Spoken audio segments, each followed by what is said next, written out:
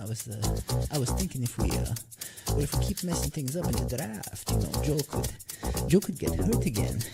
Because your past picks, they kind of smell like, it's hard to say, but they kind of smell like, wow!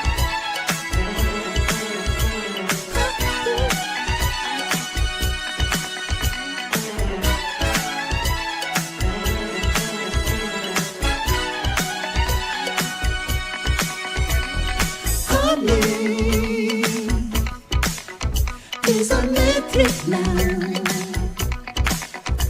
Against athletes, not immobile counts. Production, yeah, should make you go wrong. But if they're injured, then that should raise eyebrows. Ohio and the SEC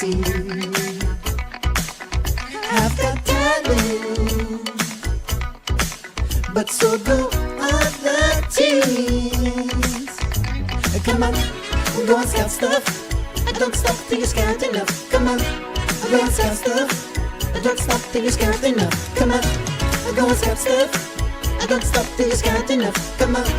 Don't stop things got enough. Welcome to the number one Bengals podcast. I'm your host, Dadio and I'm joined as always by Dr. Hodgie and we do not have John. No. Double brain Sheeran. No. We're running on empty brain-wise. Except right now we are in big no announcement. Brain, lot big of brain guest, coming. Lot big of brain time. Coming. Yes. Winter may be over, but Andrew Winter is just about to arrive. He is our very special guest today. Now, may I say a few words about Andrew Winter, because please, some of our fans are very well educated and some are not, and that's why you watch this show. Right. Andrew Winter has been called by many the Nostradamus of NFL analytics. Yes. In part because he has visions and insights into the future. But unlike Nostradamus, who used esoteric knowledge to tell us about the future, Andrew Winter uses, analytics. Yes. So Andrew Winter is known as Gridiron Grading. Gridiron Grading.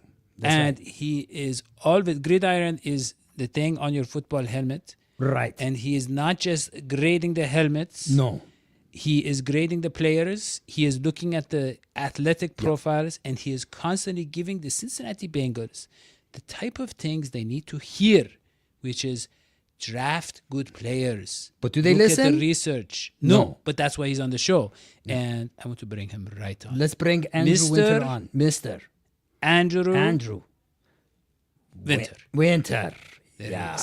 Guys, that song was excellent. That Thank intro. You.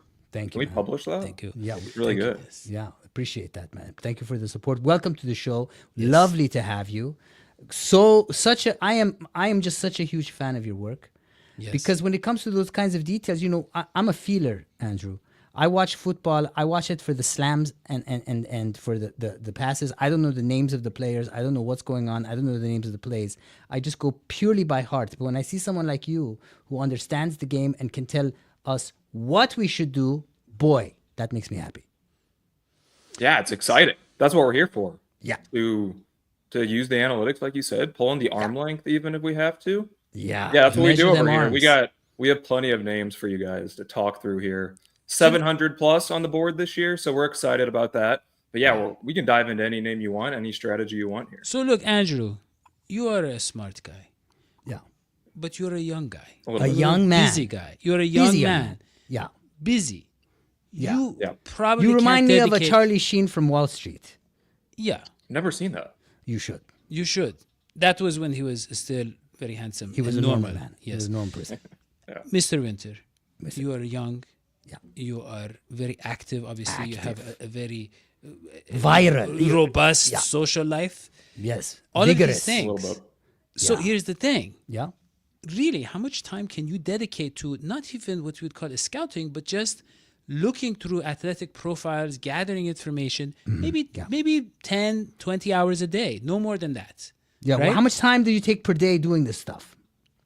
Like 18. 18 A hours a little day. bit. Six for sleep. No, I'm kidding. We're probably talking 3 to 5 hours a day. 3 to 5 hours a day. We start looking at this stuff probably, and I do this with my friend Ryan, who can join today. He's watching the Toronto Raptors most likely lose tonight. But yeah, we start in November, probably dedicating a few hours a week. We're watching college football like everyone else. So here's my thing. thing. Then the numbers come in and the hours pick up a little bit. Numbers come in, hours pick up. Here's my thing. The Cincinnati Bengals have between 1.5 and 3 people who are full-time as scouts. Yeah. Their whole job is to go around, look at high schools, go through the locker rooms, look at, just find people, talk to them, scout them out. That's what they do. And yet, they don't catch the obvious things that you and others are saying, which is like, hey, this guy was not athletic. This guy is not going to be good in the NFL. And tell us an example, Dadio. Yeah. Tell us an example. When you think of an example like of Billy Price. Billy Price. Not to mention names. I don't want to mention. Friend of the show? He was on our show. I don't want to throw him under the bus. Yeah. That's cool. Yeah. But I missed that episode. Yeah, it's okay. Probably for the best. He was very because nice. as much as we love Billy Price, we don't want him on our team. Football does not love the man. Yeah. You're right. So here's the thing. Get another job. Right. And by the way, he's a charmer. We lot of avenues. We open love to the him. guy. Love him. Just want him back on the show. But just because we're friends, not we don't want him on the team. No. Mr. Winter, this is what I'm saying. That guy, obvious. Everybody's like, what? Billy Price in the first round? What? Right? Cedric Ugubuhe. Well, what went wrong? Andrew, tell us, what went wrong? What's going through the mind of those 1.5 to 3 people when they choose Billy Price in round 1? What are they thinking? Yeah, guys, I think what's going on there, and we have the benefit of taking 10 steps back, looking at it from a high level. We're not on the ground having these conversations, which I think does introduce some bias. You start to like your favorite players' favorite conversations. But I think what's happening specifically, you think of Billy Price, you're going into the draft with a specific need.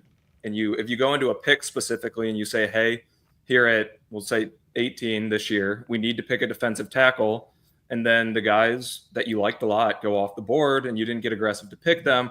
Well, then you're left hanging a little bit. And Billy Price, if he's the next guy on the board and the next guy on their draft board, they make that pick. And from my perspective, if you take like a Cordell Volson type, you put them out there and they might be good, where they're at, but it increases pressure for those players if you're picking them at slots where they don't belong. And I think that's a lot of kind of what's happening there is you're forcing a position of need into a draft slot. And what we've seen is the teams that go into the draft, they've filled their needs. Yeah. They're drafting the best players on their board. They're willing to take a little bit more risks. And you see that pay off in the long run for a lot of these teams because usually you're not getting these rookies to make massive impacts. That are. But Andrew, I got to recap. You're being too easy on them. I'm saying there are so many players where you, Joe Goodberry, right, Mike Santagata, you guys are like, this guy's gonna be good. Look at his athletic profile. He's gonna be good. And the Bengals, he's not on the radar. No. Now, I don't know if he's too far for them to officially scout, if the Motel 6s in that area were out of their price range. You're right. No, Maybe really. There are no Taco Bells. I'm saying, how is it so easy for someone like you to just get on your computer between, your important meetings, your social, you've got a full-time life. And yet these guys, it's their full-time job, and you do it better than they do it. Why? That's what we're trying to find out. Why? It's a great question. It's the $1 million question. What makes a team like the Eagles be able to figure it out? If I were to guess, I think there's a lot of new metrics that are coming out every year. You have new analytical databases that are coming out. And if this isn't something that the scouts, grew up using, if the teams didn't grow up using it, my guess, right, I don't have an understanding, we don't know for sure, is that these systems aren't being used. Agreed. You can take a high level, and we've seen them start to do this a little bit. They've been drafting more athletic players, but that's just step one of the process. There's production data that even somebody like me who doesn't have kind of that large business access can pull off of PFF's consumer site. And if you go back a number of years, you can find correlations with success there. But my thought process is that data probably isn't being used.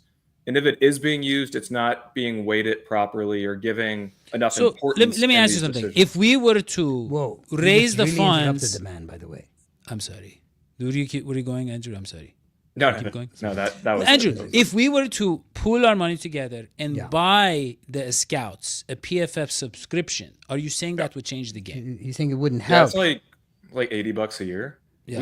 We could pitch that together and then He- have yeah, somebody use I it. feel like Andrew's implying they're not that smart. They can't Well, understand that They might use it, guys. I don't know. No, They what might. Andrew's We really don't set know. up for us today is something that I saw Joe Goodberry tweet, actually. It's the scene from Moneyballs where Jonah Hill is talking to all those old dudes who are doing things in a smoky kind of, stinky locker room kind of old-fashioned way. Hey, toots, get me a sandwich kind of way.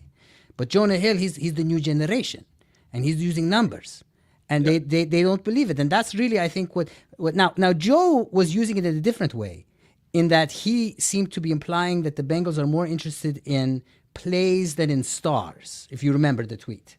He was saying, if we think about the Bengals as we need this number of plays, as opposed to this, maybe we can pull it off without stars. And I thought that was a weird thing because football is not baseball. But Yeah. what are your thoughts? I think you can do that. When you have a team that's built on great movie, by the way. Jonah Hill was excellent in Moneyball. He's awesome.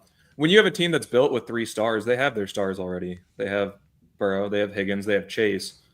I think you can moneyball this roster a little bit. If you're looking for pass rush, which they don't really have any guys right now, say take the defensive tackle room.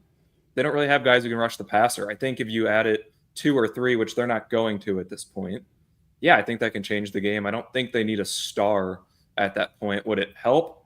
Yes, but at this point, like just getting to surface level, getting to a baseline level there would do wonders for that defense. And then we could flip it to the other side of the ball, right? Talk about the guards.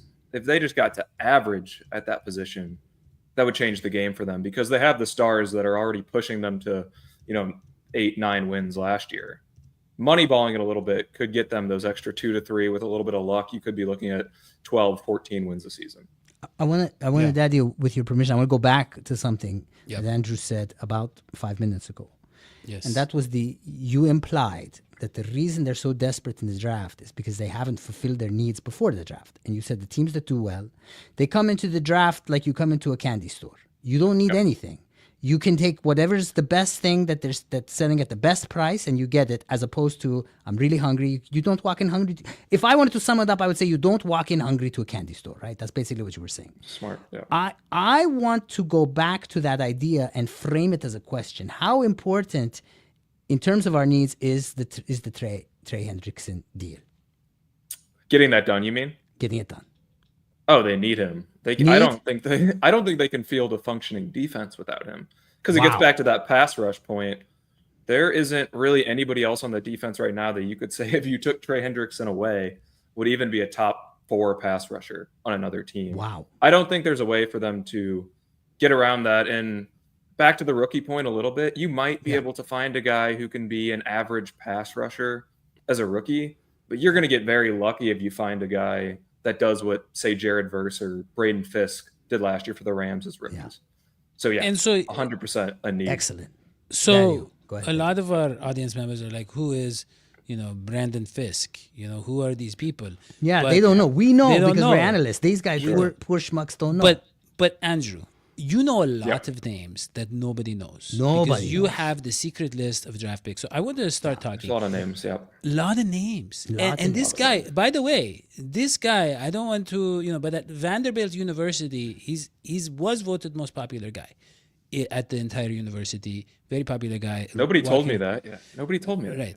Right. Well, it's now actually you know. possible now to rig the system Yeah. through satellite internet. But listen, Mr. Winter.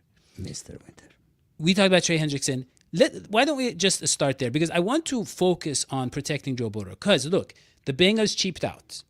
We don't have any guards. We don't have a starting guards. Let's be honest. I mean, Volson is borderline a starter. That's it. It's a mess. So, they have, tackles were kind of set. I guess we're set. Amarius Mims looked pretty good. But the interior is a mess. So we're going to get to there. How do we protect Joe Burrow in the draft when the Bengals have had no success drafting offensive linemen other than the Marius Mims potentially in the past like 15 years? That's a great So- question. So that's what we're getting to. But let's real quickly for the next Well, wait, few minutes. why doesn't he answer that question? Because we want people to watch until the end. Then you get the watch time. Okay, up, so you get- everybody, yeah. if you want to hear the answer to that very No, important because if question, they're watching live, they want to know now. They want to know now. but we can't tell them now. No. We have to wait. No. Yeah. So, Mr. Winter, so let us talk about pass rushers. Who do you like in this draft for the Bengals? In what round and why?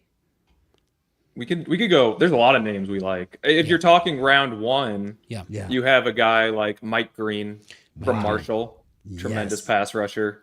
If you wanted to go another edge rusher, we could get into the details, but the edge rusher class is much stronger than the defensive tackle class. Right. So a guy like Mike Green from Marshall stands out. James Yeah. Pierce Jr. James from Pierce, Tennessee I love- is another one. yes. The Bengals just met with him this week.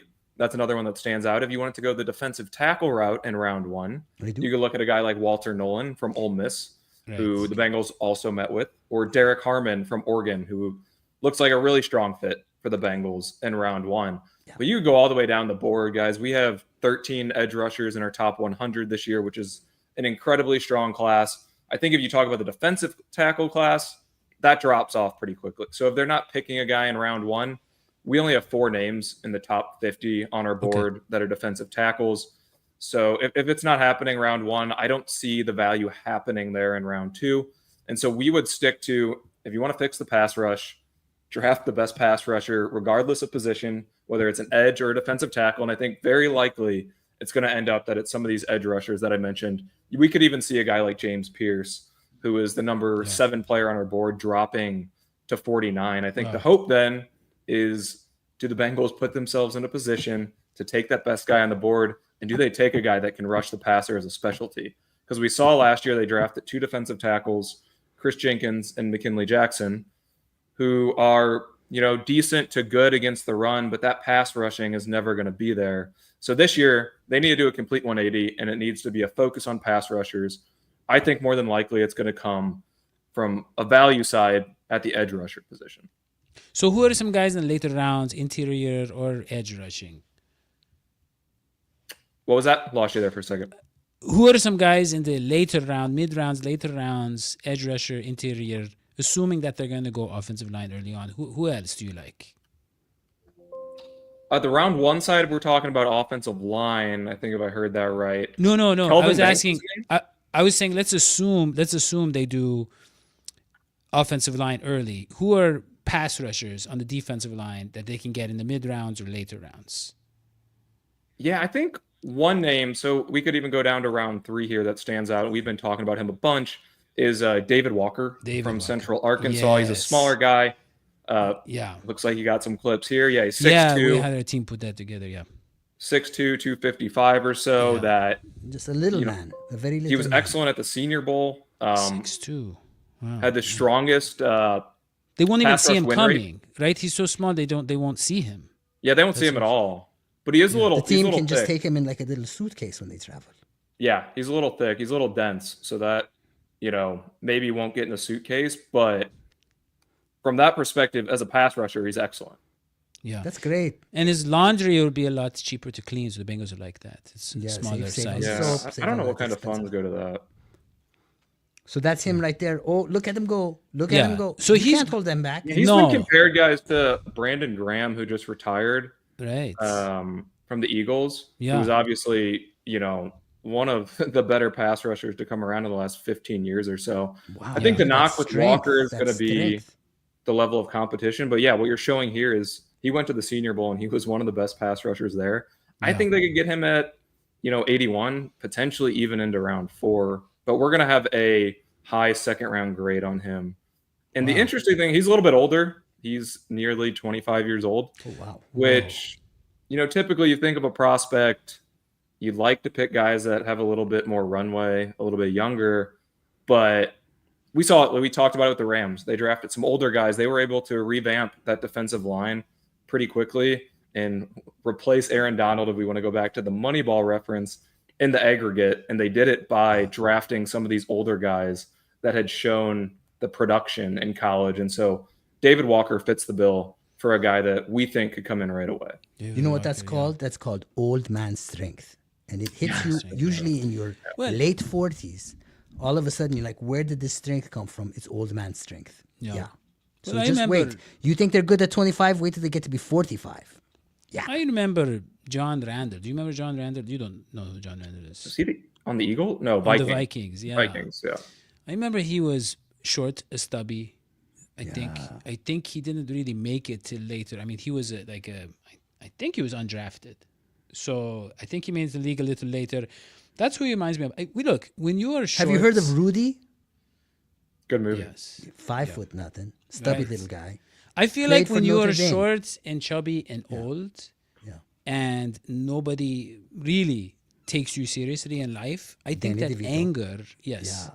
I think it helps. Could help. We haven't seen them go that route before. And DeVito's Not that 4'11. I can remember. Yeah. So, Okay. okay. Yeah. Yeah, they usually like the tall guys. The You got Bengals always like the something- They really got tall do. something? They go for the. That's kind of the running. I had a quick go. follow up for Andrew question. Yeah.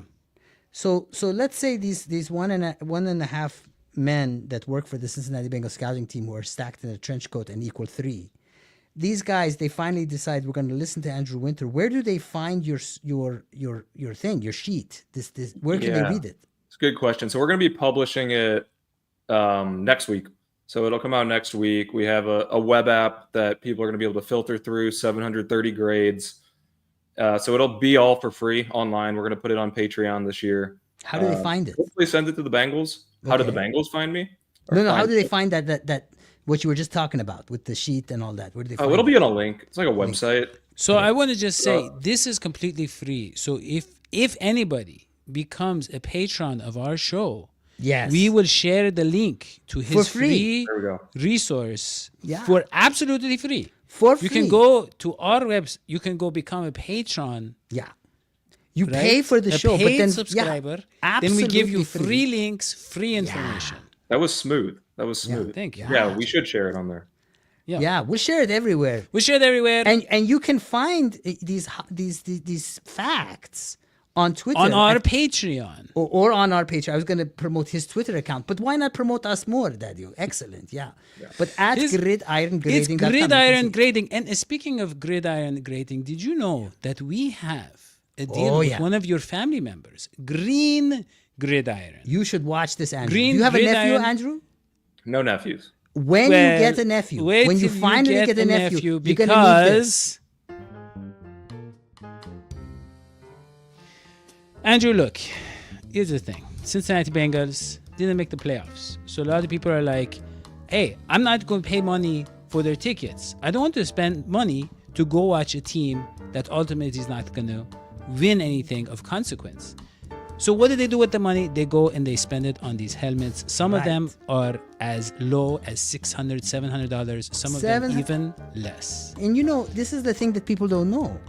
With the tariffs, Dadio, because there's a lot of Bengals fans, it turns out, in China. Most of the stuff's made in China. Right. Well, with the 104% 25%, tariff, yeah. tariff, you better buy that $700 Right. helmet right now, because that's going to be $10,000 Yes. probably in like 4 days. And that code there is going to do something even bigger. Whatever Yeah. that is giving It's you going to now, remove it a tariff. will. Right.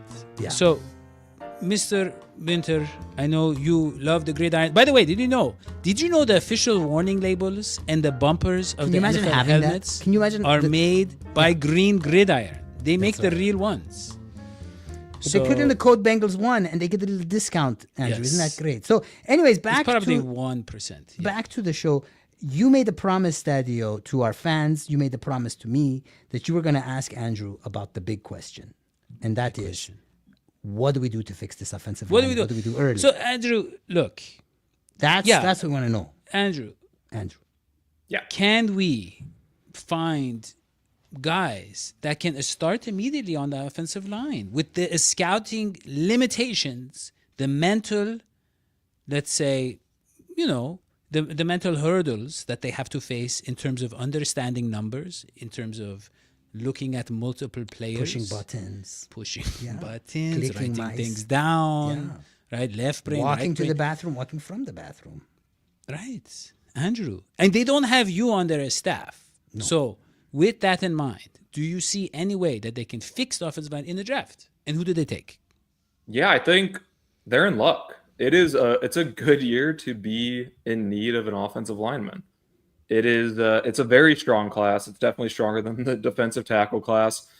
We think it's the strongest offensive line class since 2021, which regrettably is the year that they missed on some Pro Bowl level guys for Jackson Carman. But I think this is the year that it can be made up.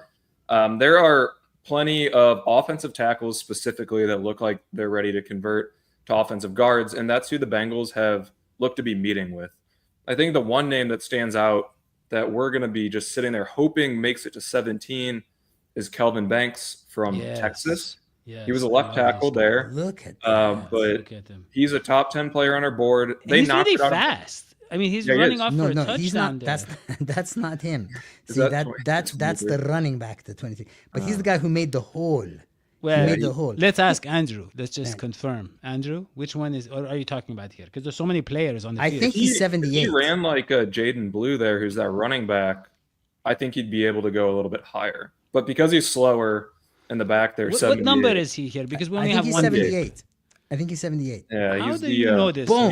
Did you meet with Andrew before the No, show? look at that strength. That's why. was That's nice. I can And see he's with my raising his eyes. arm. I can Obviously, see with my no eyes. torn labrum in his right arm. That's a good Oh, sign. he's And you know healthy. what? I You can't. you were jokingly saying he was fast, Dadio, but for a big fat man, that's a fast dude. Look at this. Watch this. Boom. He just From one big fat he just man to another. it's just like an ice cream truck running over a kid. Look at that. It's I love the amazing. enthusiasm. Now imagine him at guard. I want him. Even better. Andrew. I want the ice cream Yeah. truck. And that's what we're gonna call him. We're gonna call him ice cream truck. But Andrew, do we want a big guard? Don't we want the guard to get kind of like in there and in their like Bigger the their- better, right, Andrew? in their Bigger the pads better. and like get all like greasy and grimy and like we don't we want them want to be so tall because like they're like the statuesque guys. They just Let the man talk. They go around them. No. I don't know. I don't know if Kelvin Banks is that gritty type of guy. I would actually lean on him being a little bit more of a finesse offensive lineman. He is a really, really, and obviously that clip right there where he ran the 70-yard touchdown, he was run blocking, but his strength is in pass blocking, which is exactly what the Bengals need. We think he is the best pass blocking offensive lineman in this draft. And we think he's going to go in the range probably from 12 to 20. Wow. And I think if he's there, he fits all of the boxes that the Bengals look for. He's a young guy. He was a 5-star prospect coming out of high school, coming out after only 3 years. He started all 3 years of left tackle for Texas. He checks every single box we look for in an offensive lineman that will have a smooth transition to the NFL. Please, so if that's the guy to go with, listen to this man. they're gonna fix Cincinnati Bengals. Where are you? Listen What to this about- man. What about Josh Connerly? Josh Connerly.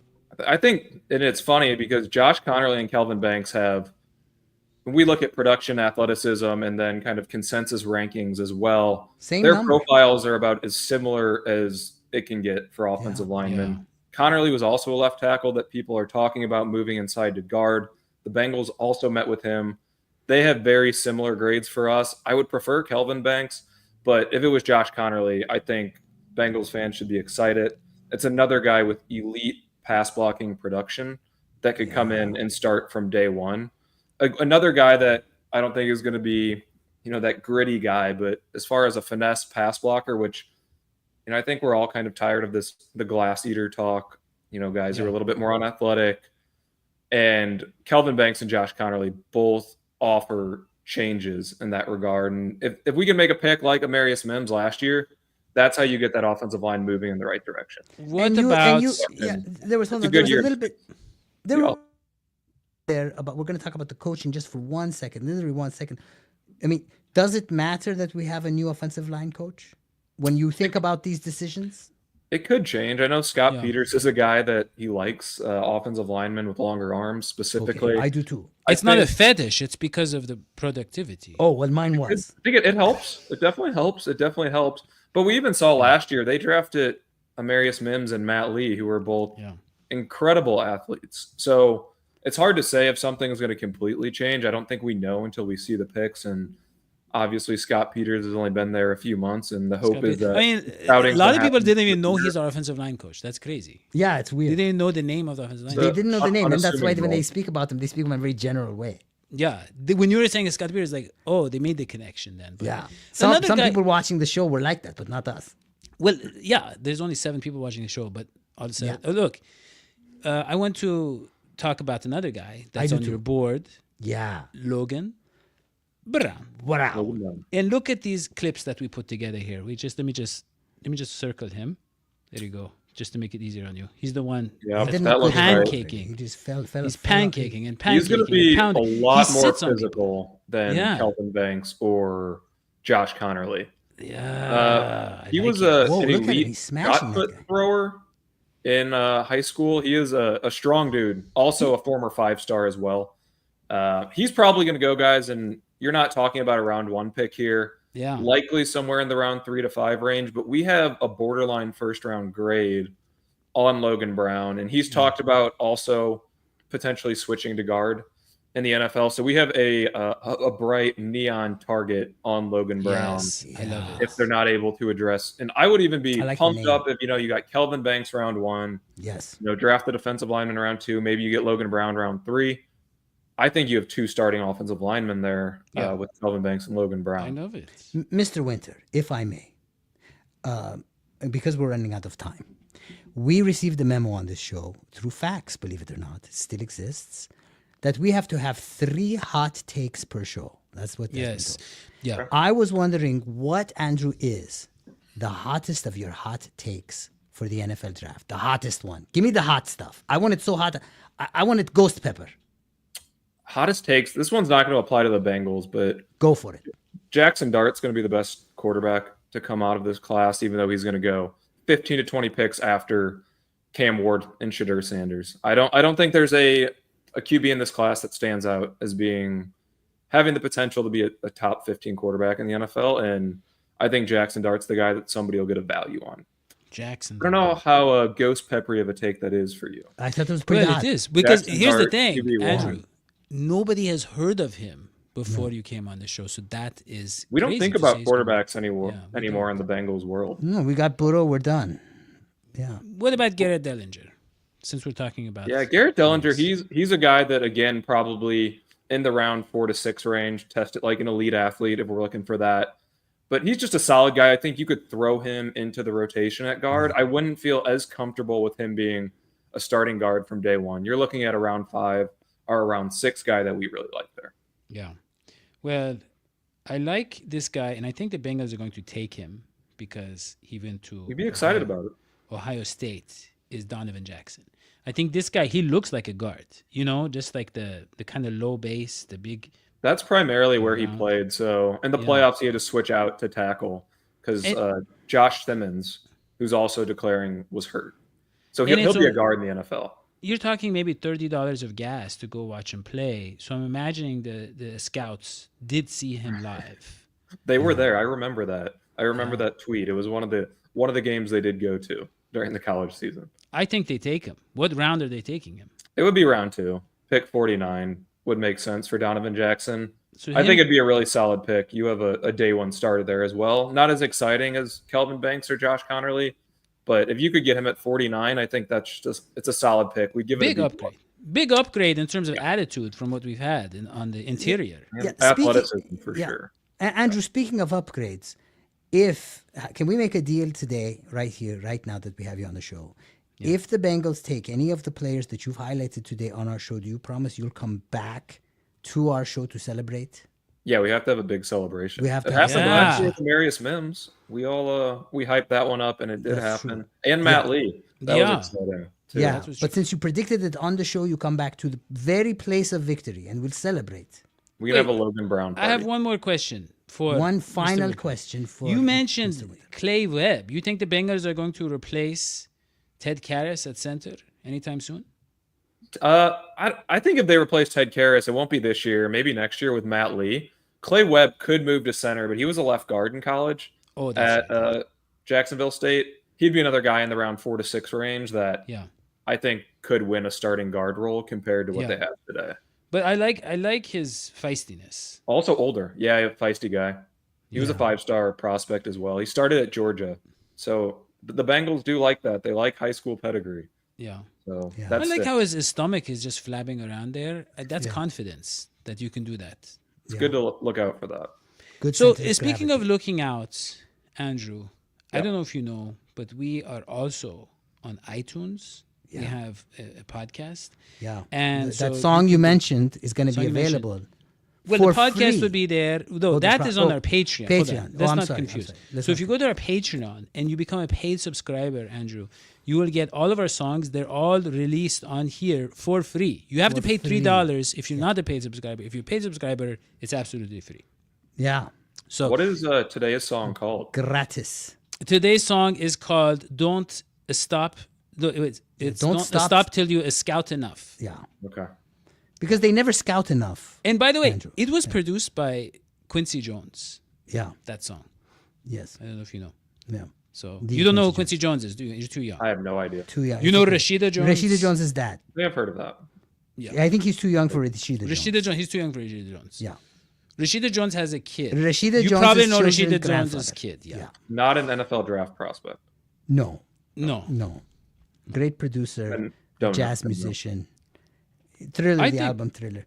But I anyways, think we should let Andrew go. But Andrew, Wait. you, listen. If you're not following don't leave us. Gridiron Grading, if you're not following on Twitter, definitely follow. Listen, I follow, and there's so many times where I wanted to say something in the article, but I have to cite the source. And then I go and I find Gridiron Grading's tweet to back it up. No, but seriously, there's a And lot your of partner data in there. crime, Andrew, he's Canadian.